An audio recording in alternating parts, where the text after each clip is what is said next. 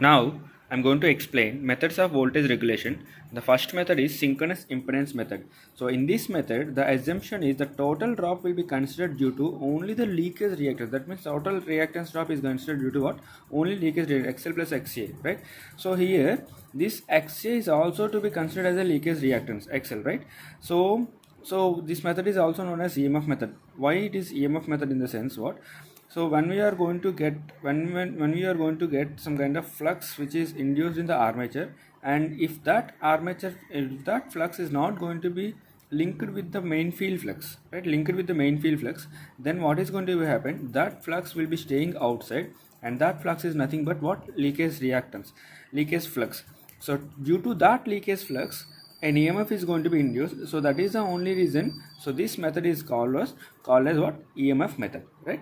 So in order to find the voltage regulation by using this method, we have to follow some steps over here. The first step is we have to draw OCC and SCC, open circuit characteristic and short circuit characteristic, and from that we have to calculate ZS, that is synchronous impedance. That is what?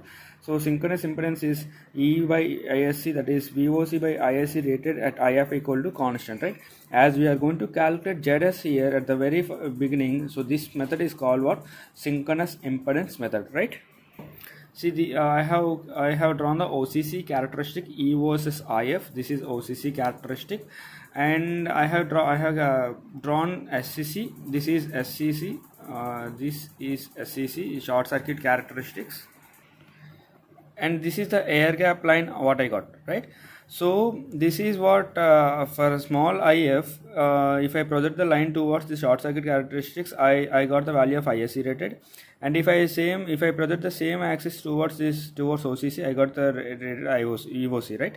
So now, so ZS is going to be calculated as follows. By taking any of the values of IF, IS and EOC, I got the value of ZS. So that is the calculated ZS, I got it, right? So E equal to ZS. Yeah. Now whatever the value we are going to calculate it, so this is the ZS value and this is the ZS calculated, but in practical conditions it is the value lies over here.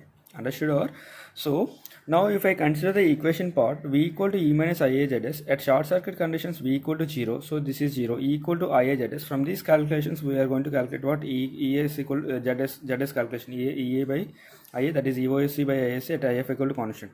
And as we are going to get a ZS value, we can easily calculate XS, that is root over ZS minus RA square. See this RA square we can be calculated, I'll be telling